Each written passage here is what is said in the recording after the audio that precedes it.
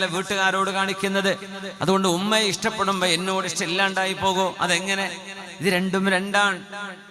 ഒരു ഹൃദയത്തിൽ എത്ര പേർക്കിരിക്കാം, എത്ര വ്യത്യസ്തങ്ങളായ സ്ഥാനമാനങ്ങൾ നമ്മൾ ആർക്കൊക്കെ ഒരേ സമയം വകവെച്ചു കൊടുക്കുന്നു. എന്താ അതിന് പ്രശ്നം? ഇത് പെണ്ണുങ്ങൾ മനസ്സിലാക്കണം, പുരുഷന്മാര് മനസ്സിലാക്കണം. നമ്മുടെ വീടുകളിൽ കലഹങ്ങൾ ഉണ്ടാവരുത്. സ്നേഹവും ബഹുമാനവും ആദരവും ഇത്രമേൽ നമ്മളോട് നിഷ്കർഷിച്ച മതമാണ് പരിശുദ്ധ ഇസ്ലാം. നമ്മളോട് സ്നേഹിക്കണം, കരുണ ചെയ്യണം, വിട്ടുവീഴ്ച ചെയ്യണം, ആദരവ് കാണിക്കണം. നാവുകൾക്ക് ലൈസൻസ് ഇല്ലാണ്ടായി പോകരുത്. എന്തും പറയാനുള്ള ത്രാണിയും എന്തും പറയാനുള്ള ധൈര്യവും അതൊരു വ്യക്തിത്വമാണെന്ന് മനസ്സിലാക്കരുത്. അത് അധാർമികതയാണ്. ഇന്ന സ്വഫാ വൽ മർവത മിൻ ശആഇരില്ലാഹ്.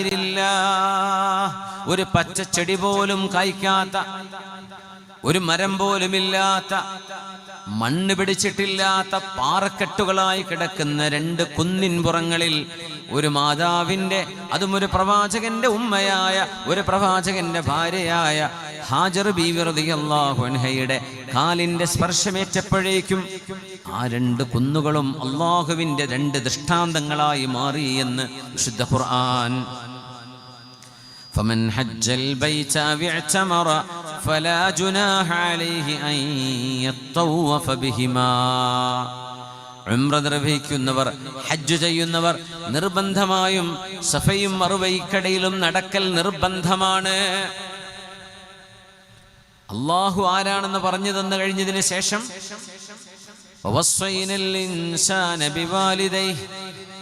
ആദ്യം പറഞ്ഞു അനിഷ്കുർലി വലിവാലിദൈക്, നീ എനിക്ക് നന്ദി ചെയ്യണം അള്ളാഹുവിനോട്. പിന്നെ പറഞ്ഞു നിന്റെ മാതാപിതാക്കൾക്ക്. അത്രമേൽ റബ്ബ് ചേർത്തി പറയണമെങ്കിൽ കുടുംബ ബന്ധം, ഉമ്മയും ഉപ്പയും എന്ന ബന്ധം, എൻ്റെ പ്രിയപ്പെട്ട മക്കളെ, ഇതെത്ര വലുതാണ്. സ്കൂളിൽ നമുക്ക് നല്ല സുഹൃത്തുക്കൾ ഉണ്ടാകാം, കോളേജുകളിൽ ക്യാമ്പസുകളിൽ നമുക്ക് നല്ല ചങ്കുകൾ ഉണ്ടാകാം, ബെസ്റ്റുകൾ ഉണ്ടാകാം, അല്ലാത്തവരുണ്ടാകാം. പക്ഷേ നമ്മുടെ ഉമ്മയോളം ഉപ്പയോളമുള്ള ആ ഒരു സ്നേഹത്തെ, ആ ഒരു കടപ്പാടിനെ കവച്ചു വെക്കുന്നതാകരുത് നമ്മുടെ സൗഹൃദ ബന്ധങ്ങൾ. പെൺകുട്ടികളെ, നിങ്ങൾക്ക് വേണമെങ്കിൽ അതിസുന്ദരനായൊരു പുരുഷനെ നിങ്ങൾക്ക് ഭർത്താവായി ലഭിച്ചേക്കും. പക്ഷേ നിങ്ങളുടെ ഉമ്മയും ഉപ്പയും സ്നേഹിച്ച പോലെ സ്നേഹിക്കാൻ ആ ഭർത്താവിന് കഴിയില്ല. എൻ്റെ ചെറുപ്പക്കാരെ, അതിസുന്ദരിയായ ഒരു പെണ്ണിനെ നിങ്ങൾക്ക് ജീവിതത്തിലേക്ക് ഭാര്യയായി കൊണ്ടുവരാൻ കഴിഞ്ഞേക്കും. പക്ഷേ നിങ്ങളുടെ സ്വന്തം ഉമ്മയും ഉപ്പയും സ്നേഹിച്ച പോലെ ആ പെണ്ണിനെ നിങ്ങളെ സ്നേഹിക്കാൻ കഴിയില്ല. ഇത് അല്ലാഹു ലോകത്ത് വെച്ചൊരു യാഥാർത്ഥ്യമാണ്. ആ യാഥാർത്ഥ്യം മനുഷ്യന് തെളിവ് പോലും ആവശ്യമില്ലാതെ ബോധ്യപ്പെടുന്ന യാഥാർത്ഥ്യമാണ്, അല്ലേ? ഒരു ഉമ്മയോടും വാപ്പയോടും മക്കളെ സ്നേഹിക്കണേ എന്ന് പറഞ്ഞില്ല ഖുർആൻ. എന്തേ? അത് ജന്മന അള്ളാഹു നൽകി കഴിഞ്ഞതാണ്. മക്കളോട് പറഞ്ഞു വാപ്പയും ഉമ്മയും സ്നേഹിക്കണം. അത് തർബിയത്തിലൂടെ കിട്ടുന്നതാണ്. വാപ്പക്കും ഉമ്മക്കും പറഞ്ഞു കൊടുക്കേണ്ട ആവശ്യമില്ല, അവരെ മക്കളെ സ്നേഹിച്ചിരിക്കും. പക്ഷെ മക്കളോട് പറഞ്ഞു കൊടുത്തു, നിങ്ങൾ ഉമ്മയെയും ഉപ്പയെയും അനുസരിക്കണം, അവരെ സ്നേഹിക്കണം. അവരുടെ ശബ്ദത്തെക്കാൾ ഉച്ചത്തിൽ നിങ്ങൾ ശബ്ദിക്കരുത്. നിങ്ങൾ കുറച്ച് ആരോഗ്യവും കുറച്ച് കരുത്തും കുറച്ച് എനർജിയും കുറച്ച് മസിലൊക്കെ വരുമ്പോ നിങ്ങളുടെ മാതാപിതാക്കൾ ദുർബലരായിരിക്കും. അവർക്കും ആ സ്റ്റേജ് കഴിഞ്ഞു പോയതാണ്. പക്ഷേ നിങ്ങളുടെ കൈക്കരുത്തിന്റെ മുമ്പിലോ നിങ്ങളുടെ തുറച്ച നോട്ടത്തിന്റെ മുന്നിലോ നിങ്ങളുടെ വാപ്പയെ നിങ്ങൾ ചെറുതാക്കി കാണരുത്. നിങ്ങളുടെ ഉമ്മയെ ദുർബലയാണെന്ന് വരുത്തരുത്. അവരുടെ മുമ്പിൽ അടിമകളെപ്പോലെ നിൽക്കാൻ കഴിയുന്നത് ഒരു മനുഷ്യന്റെ ഏറ്റവും വലിയ ഔന്നിത്യമാണ്. ഇത് പഠിപ്പിച്ച മതമാണ് പരിശുദ്ധ ഇസ്ലാം. അതിനുവേണ്ടിയാണ് ഹജ്ജിൽ ആ ഉമ്മ ചവിട്ടിയ രണ്ട് കുന്നുകൾക്കിടയിൽ സർവ്വ മനുഷ്യരും നടക്കണമെന്ന് അല്ലാഹു പറഞ്ഞത്. ഹജ്ജിന് വിളിച്ചിട്ട് മുഴുവൻ ആളുകളും നിങ്ങൾ ആ നടത്തം നടന്നില്ലെങ്കിൽ നിങ്ങളുടെ ഹജ്ജ് സ്വഹീഹല്ല, നിങ്ങളുടെ ഉംറ സ്വഹീഹല്ല. എന്തേ? അല്ലാഹുവിന്റെ തൗഹീദിന് വേണ്ടി സ്ഥാപിക്കപ്പെട്ട കഅബാലയം കഴിഞ്ഞാൽ അനിഷ്കുർലി, എനിക്ക് നീ ചെയ്യേണ്ട നന്ദിയാണിത്, വലിവാലിദൈക്, അത് കഴിഞ്ഞാൽ നിന്റെ മാതാപിതാക്കളാണ്. അതിൻ്റെ ഒരു ഉമ്മയെ, ആ പിതാവുണ്ട് അവിടെ, ഇബ്രാഹിം നബി അലൈഹിസ്സലാം, ആ പിതാവിന്റെ പ്രാർത്ഥനയ്ക്ക് ഉത്തരമാണ് സംസം. ഒരു ഉമ്മയെ, ഒരു ഉപ്പയെ ആ കഅബാലയത്തിന്റെ മുന്നിൽ വെച്ച് അല്ലാഹു നമുക്ക് പരിചയപ്പെടുത്തുകയാണ്. ഇതൊന്നും കാണാതെ പോരരുത്. ഇതൊക്കെ കണ്ടറിയുമ്പോഴാ ഹജ്ജ് ഹജ്ജാകുന്നത്, ഉംറ ഉംറയാകുന്നത്. ഉമ്മയെ വൃദ്ധസദനത്തിൽ കൊണ്ടുപോയി ആക്കിയിട്ട്, ഉമ്മ ഞാൻ ഹജ്ജ് ചെയ്ത് വരട്ടോ. എന്ത് ഹജ്ജ്?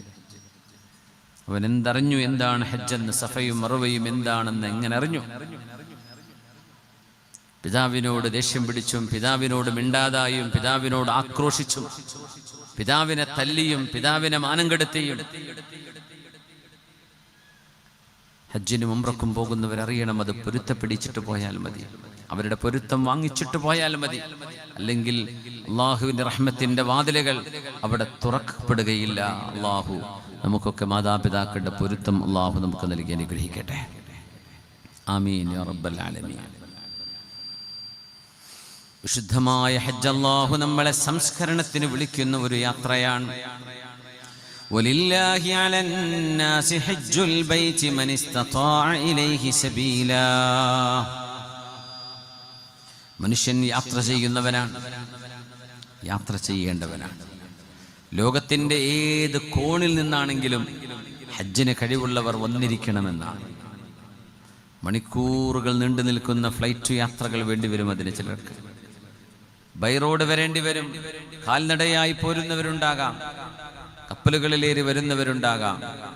എത്ര ദൂരമാണെങ്കിലും ആ പരിശുദ്ധ മണ്ണിലേക്ക് യാത്ര ചെയ്യാൻ കഴിയുന്നവൻ ജീവിതത്തിൽ ഒരിക്കൽ ഹജ്ജിന് വേണ്ടി യാത്ര ചെയ്തിരിക്കണം. മനിസ്തതാഅ ഇലൈഹി സബീല. മാ അഹല്ല മുഹില്ലുൻ ഖത്തു വലാ കബ്ബറ മുകബ്ബിറുൻ ഖത്തു ഇല്ലാ ബുശ്ശിറ ബിൽ ജന്ന. ഹാജിമാർ അങ്ങോട്ട് വരുമ്പോൾ ലബ്ബൈക അല്ലാഹുമ്മ ലബ്ബൈക ലബ്ബൈക ലാ ശരീക ലക ലബ്ബൈക ഇന്നൽ ഹംദ വന്നിഅമത ലക് വൽ മുൽക് ലാ ശരീക ലക്. ഇഹ്റാം ചെയ്തു കഴിഞ്ഞാൽ, മീഖാത്ത് കഴിഞ്ഞു തുടങ്ങിയാൽ, കഅബാലയത്തെ ലക്ഷ്യമാക്കി വന്നു തുടങ്ങുമ്പോൾ ഹാജിമാരുടെ ചുണ്ടുകളിൽ വരുന്ന വരികളാണത്. ലബ്ബൈക അല്ലാഹുമ്മ ലബ്ബൈക. അല്ലാഹുവേ, ഞങ്ങൾ ഭൂമിയിലേക്ക് വരുന്നതിൻ്റെ എത്രയോ വർഷങ്ങൾക്ക് മുമ്പ് ഞങ്ങളുടെ പിതാമഹന്മാരുടെ മുതുകുകളിൽ ഒരു ദർറത്തുകളായി, അണുകളായി, കൊച്ചു സാധനമായി, കാണാൻ പോലും കഴിയാത്തതായി ഞങ്ങളുടെ പിതാക്കന്മാരുടെ ജീനുകൾക്കുള്ളിൽ, DNA-ക്കുള്ളിൽ നീ നിക്ഷേപിച്ചിരുന്ന ഞങ്ങളുടെ ജന്മത്തിന്റെ ആദ്യ രൂപങ്ങൾക്ക് പോലും കേൾക്കാൻ കഴിഞ്ഞു. വഅദ്ദിം ഫിന്നാസി ബിൽ ഹജ്ജ് യഅതൂക റിജാലാ. നിന്റെ പ്രവാചകൻ ഇബ്രാഹിം നബി അലൈഹിസ്സലാം ഹജ്ജിന് വരണേ എന്ന് പറഞ്ഞത് അന്ന് ഞങ്ങൾ കേട്ടതാണ്. ഇന്നിതാ ഞങ്ങൾ ഭൂമിയിലേക്ക് ഉടലോടെ ശരീരത്തോടെ ജനിച്ചു വീണവരാണ്. ഞങ്ങളതിന് ഉത്തരം നൽകുന്നു. അന്നുത്തരം നൽകിയതിന് അതോടൊപ്പം തന്നെ ഇന്നും ഒരു ഉത്തരം. അതുകൊണ്ട് രണ്ടുത്തരങ്ങളാണ്. ലബ്ബൈക അല്ലാഹുമ്മ ലബ്ബൈക. രണ്ടു തവണയാണ് റബ്ബേ ഞങ്ങൾ ഉത്തരം നൽകുന്നത്. ആലമുൽ അർവാഹിലും ആലമുൽ അർഹാമിലും ഞങ്ങൾ ഉത്തരം നൽകിയതുപോലെ ഇതാ ആലമുൽ അശ്ബാഹിൽ ഞങ്ങൾ നിനക്ക് ഉത്തരം നൽകുകയാണ്. അല്ലാഹ് ലബ്ബൈക ലാ ശരീക ലക ലബ്ബൈക ഇന്നൽ ഹംദ വന്നിഅമത ലക വൽ മുൽക ലാ ശരീക ലക. എല്ലാ അനുഗ്രഹവും അധികാരവും നിനക്ക് മാത്രമാണ് റബ്ബേ. അത് പകുത്തെടുക്കാൻ ഒരാളും നിന്റെ കൂടെയില്ല, ഒരാൾക്കും അത് സാധ്യവുമല്ല.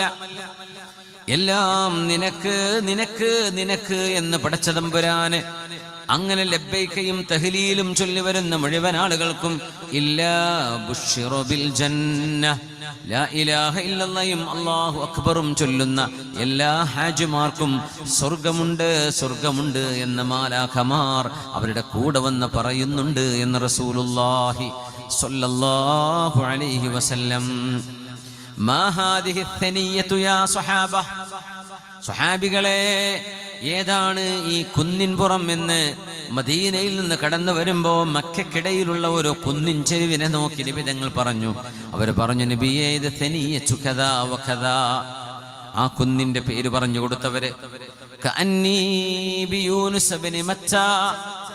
മഹാനായ പ്രവാചകൻ യൂനുസ് അലൈഹിസ്സലാം ആരാണോ വലിയൊരു ആംബർ തിമിംഗലത്തിന്റെ വയറ്റിലകപ്പെട്ടു പോയത്, മഹാനായ യൂനുസ് അലൈഹിസ്സലാം നീനവായിൽ നിന്ന്, ഇറാഖിൽ നിന്ന്, മെഡിറ്ററേനിയൻ കടലിന്റെ ഓരങ്ങളിൽ നിന്ന് ഇങ്ങോട്ട് പരിശുദ്ധമായ കഅബാലയത്തെ ലക്ഷ്യമാക്കി യൂനുസ് അലൈഹിസ്സലാം കടന്നു വരികയും ഈ കുന്നിൻ പുറത്തിലൂടെ തന്റെ ഒട്ടകപ്പുറത്ത് ഇങ്ങനെ കയറിയിറങ്ങുമ്പോ ആ കുന്നിൻ ചെരുവിലൂടെ ഇറങ്ങുമ്പോൾ ലബ്ബൈക് അല്ലാഹുമ്മ ലബ്ബൈക് ലബ്ബൈക് അല്ലാഹുമ്മ ലബ്ബൈക് എന്ന് യൂനുസ് അലൈഹിസ്സലാം തൽബീയത്ത് ചൊല്ലി പോകുന്നത് ഞാൻ എൻ്റെ കണ്ണുകൊണ്ട് കാണുന്ന പോലെ. കുറച്ചപ്പുറത്തേക്ക് വന്ന് നബിയുല്ലാഹി മൂസ അലൈഹിസ്സലാമിനെ പ്രവാചകർ ഓർക്കുകയാണ്. ഈ കുന്നിൻ ചെരുവിന്റെ പേരെന്താണ് സ്വഹാബികളെ? അവര് പറഞ്ഞു സനിയതു കദാ വകദാ. അതിന്റെ പേര് പറഞ്ഞു കൊടുത്തു. കഅന്നീ ബിമൂസ ഇബ്നു ഇമ്രാൻ, ഇമ്രാൻ എന്നവരുടെ മകൻ. കഅന്നീ ബിമൂസ ഇബ്നു ഇമ്രാൻ, ഇമ്രാൻ എന്നവരുടെ മകൻ മൂസ നബി അലൈഹിസ്സലാം. കലീമുഹു, അല്ലാഹുവിന്റെ കലീമായ കലീമുല്ലാഹി മൂസ നബി അലൈഹിസ്സലാം.